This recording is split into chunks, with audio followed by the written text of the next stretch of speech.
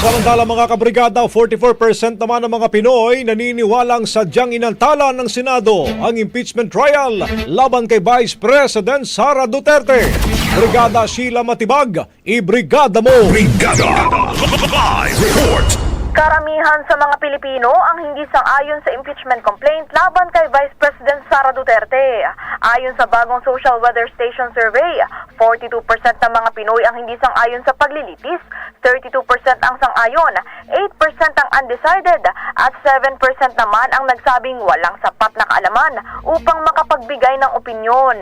Samantala, 44% naman ang naniniwala na sadyang inaantala o pinatatagal ng Senado bilang impeachment court ang pagsimula ng trial at 25% naman ang hindi naniniwala rito. Mababatid na noon pang Pebrero na impeach si VP Sara sa Kamara dahil sa mga aligasyon ng maling paggamit ng pondo at mga naging pahayag nito laban kay Pangulong Bongbong Marcos.